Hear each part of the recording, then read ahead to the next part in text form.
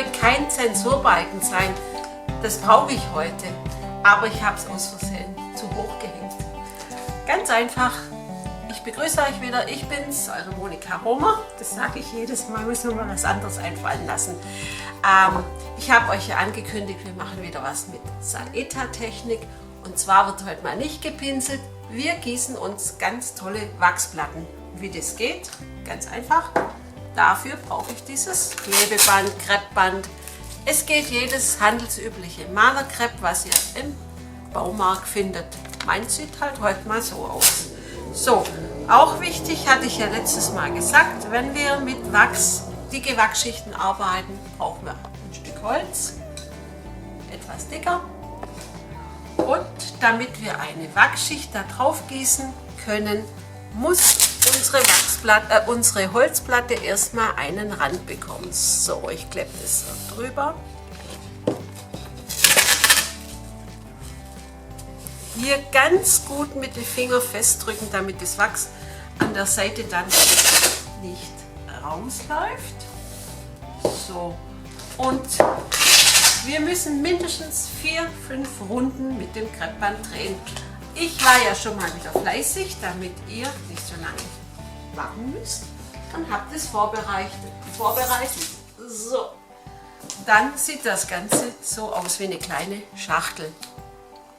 Jetzt fragt sich jeder, es gibt doch schon Holzboxen mit einem Rand außenrum. Klar, man könnte jetzt Wachs reingießen, aber ich möchte ja den Wachsrand außen sehen. Und wenn ich es in eine Box reingieße, sehe ich das nicht. Also ich habe hier circa 4-mal die Runde gedreht mit dem Kreppband. Schön mit den Fingern hier angedrückt. So. Und jetzt wird hier das Wachs eingegossen. Ich benutze wieder dasselbe Wachs wie beim letzten Video. Bienenwachs mit einem Anteil Yamaha-Wachs. Und zwar ohne Lösungsmittel. Das ist nämlich ganz wichtig. Und da haben wir ein ganz tolles an der Akademie. Es wird gelöst ohne Lösungsmittel oder es wird geschmolzen ohne Lösungsmittel.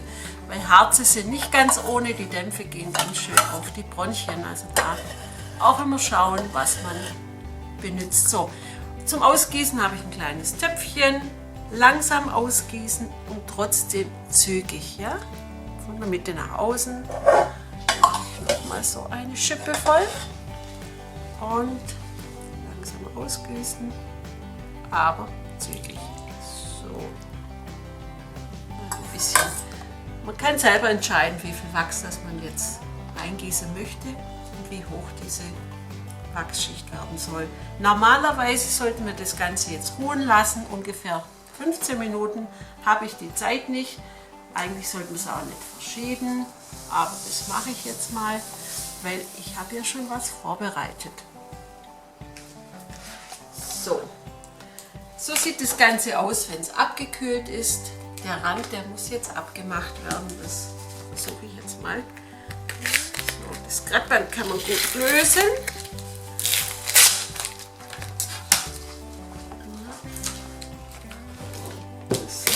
Das hält richtig gut. Das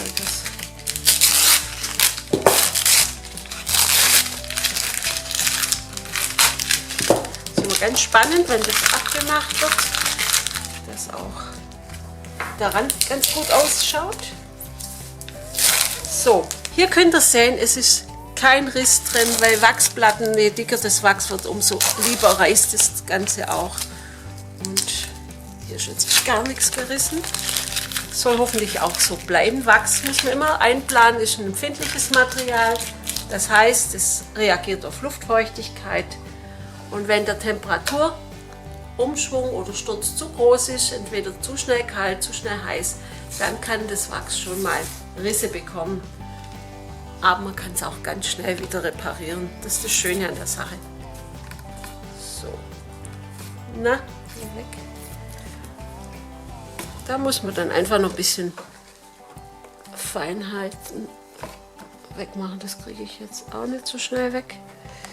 Wir sind immer bedacht, dass die Videos nicht zu lange dauern. So. Was aber schön jetzt ist, man kann unheimlich toll vom Holz das aufgegossene Wachs sehen.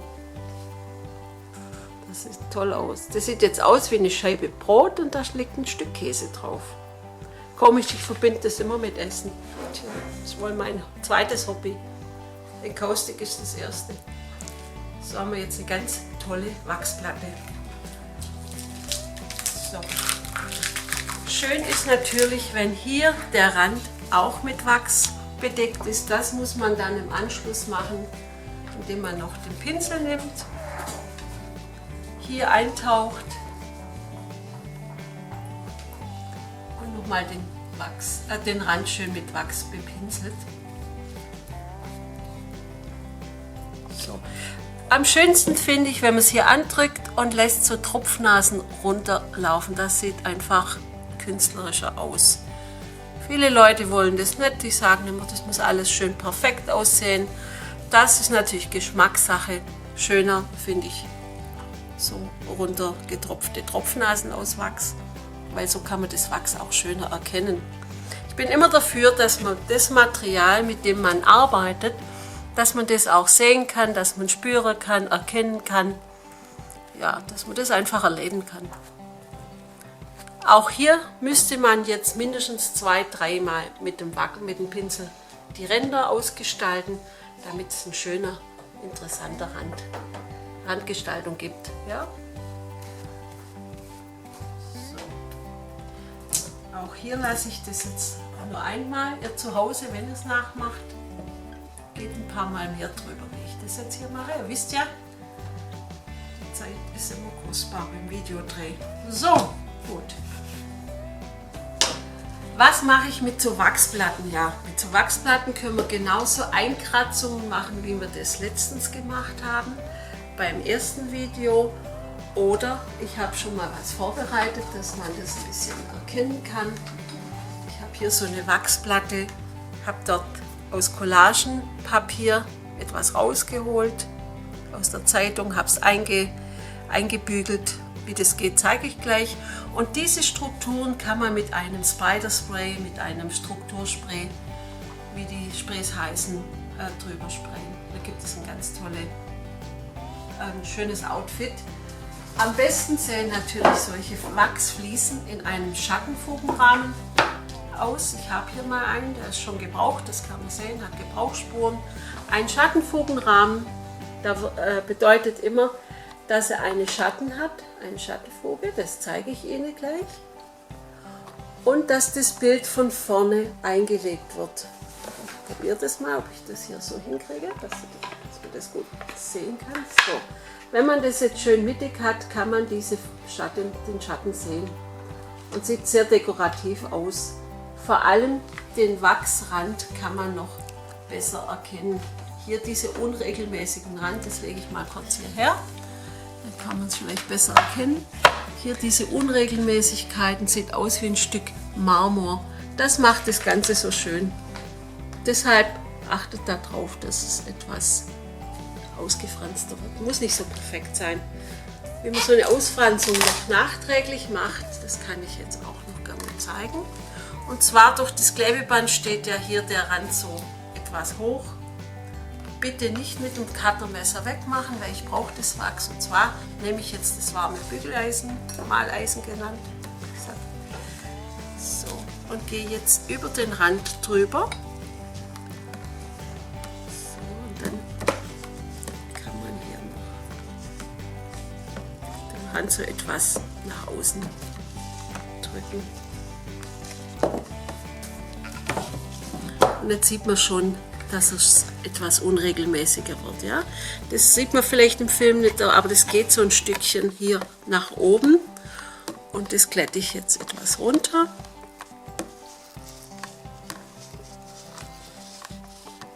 Wenn man genau hinschaut, kann man sogar ein bisschen von dem Damahar-Wachs erkennen. Manchmal zieht es etwas Fäden. Ich habe ja im letzten Video erklärt, dass das Damahar-Wachs elastischer ist und somit auch verhindert, dass die Wachsplatten reißen. Also deshalb da auch ein bisschen in das Bienenwachs, Damahar-Wachs rein. Die Mischung, die gibt es zum Beispiel bei uns auch schon fix und fertig. So, so bin ich eigentlich zufrieden. So, jetzt möchte ich die Platte gestalten. Da gibt es natürlich ganz viele Möglichkeiten, wie man die ausgestaltet. Ich mache die einfachste Möglichkeit, die kann jeder zu Hause machen.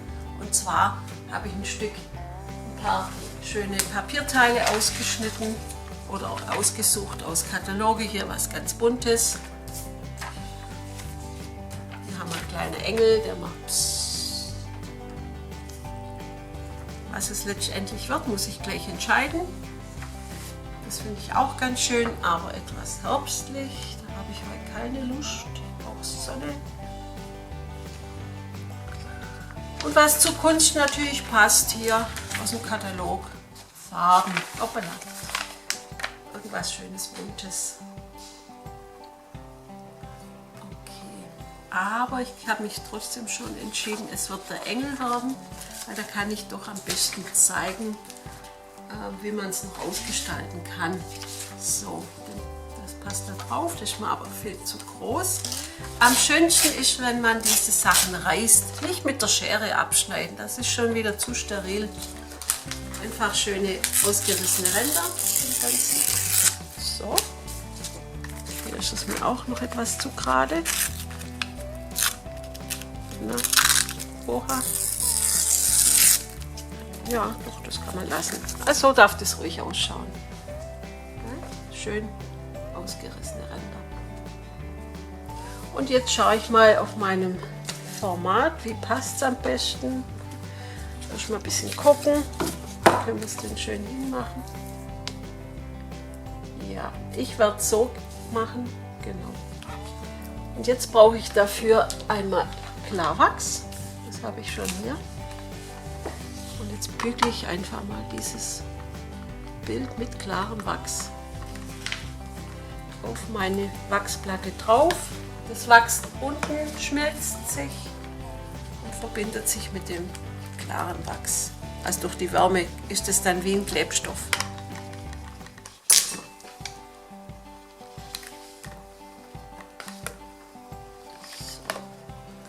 Gut an die Seiten andrücken.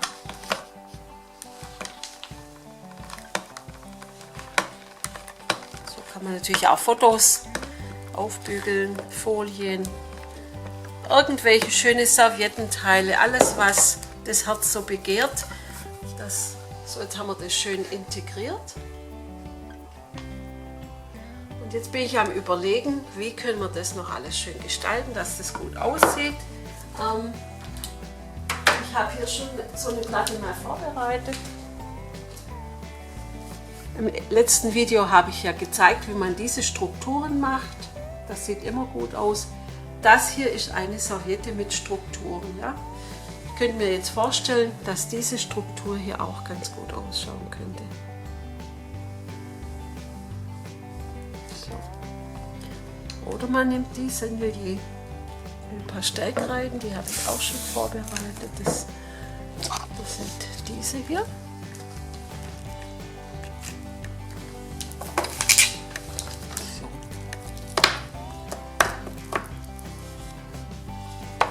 Man kann jetzt ins Bild reingehen hier und anfangen, das ganze Bild noch etwas zu kolorieren.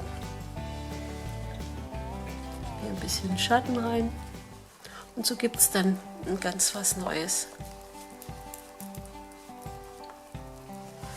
Bekommt unser Engel noch ein bisschen Farbe.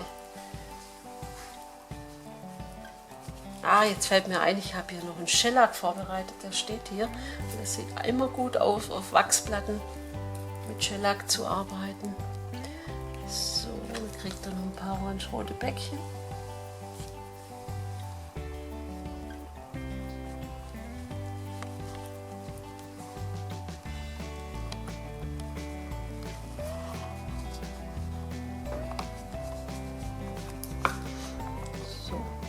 Auch hier bei dieser Art würde ich natürlich viel mehr Zeit lassen, wie ich das jetzt hier im Video mache.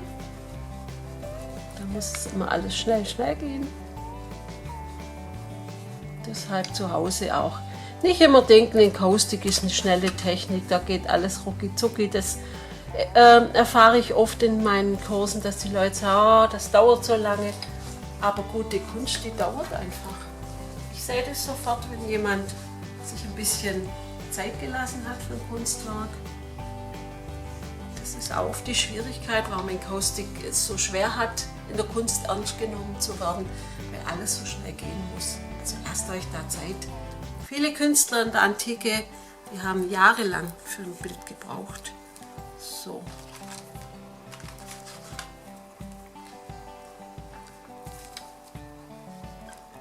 Gut. Das muss ich jetzt auch nicht ganz ausmalen. Ihr wisst jetzt ungefähr, wie es geht, aber ich möchte noch den Shellac schnell einsetzen. So. Und zwar kann man den, so wie er ist, direkt hier jetzt aufpinseln, aufs pure Wachs. Und hier sei auch gesagt, nicht je mehr Shellac, umso schöner wird das Ganze. Ich setze es mal kurz hier ab. Sondern einfach die richtige Menge macht es aus. Nicht zu viel, nicht zu wenig. Das kann man aber durchs häufige Tun erlernen.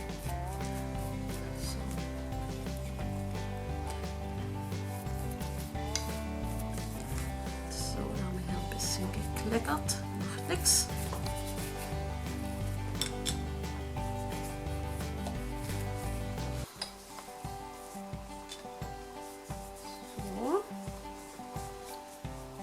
Sieht das gleich aus, als ob unser Engel von der Hauswand hinten durchschaut.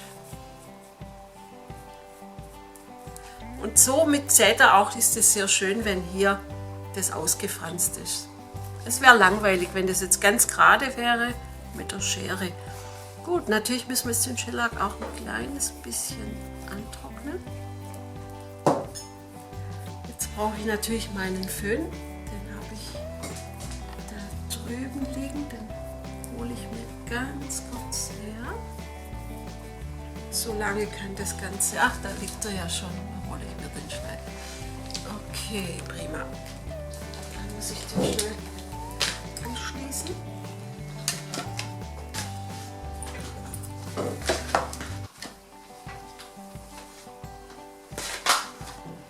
Ohne Strom nichts los. So. Das derweil alles andere in Sicherheit bringen, weil die Heißluftgeräte, die haben dann doch sehr viel Power. Aber wir können jetzt schon mal auf den Blick auf das Vorgegossene hier schauen, wie es ist also unheimlich schnell abgekühlt. Es ist noch warm, aber hat schon eine schöne feste Wachsdecke. Ja, man muss noch ein bisschen bleiben. Da können wir immer sehen, wenn das Wachs noch weggeht beim Berühren von dem Kreppband, dann ist noch zu früh. So müssen wir hier nochmal warten. So, was macht unser Shellac? Ich wage es jetzt einfach mal ein bisschen länger. Warten wäre natürlich besser. Ich versuche es mal.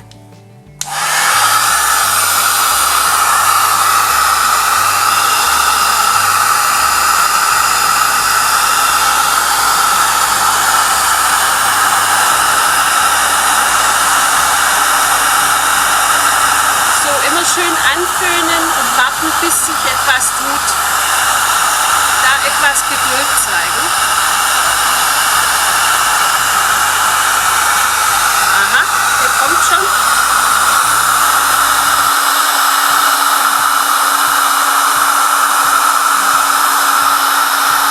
Ja, jetzt geht's los.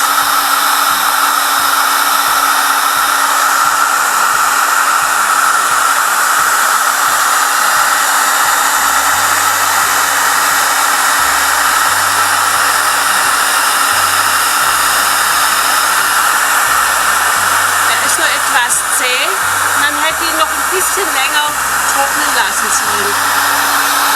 Und die meisten wissen das ja auch von den anderen Videos.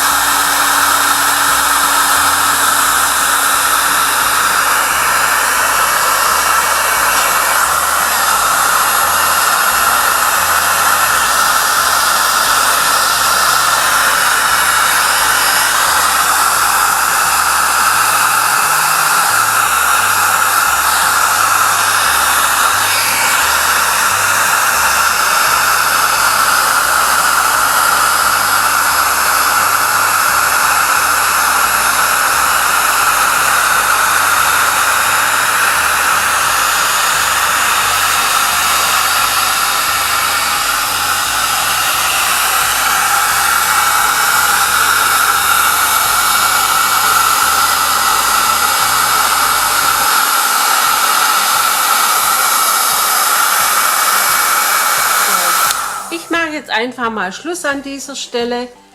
Ich mache im Anschluss gleich noch etwas dran weiter.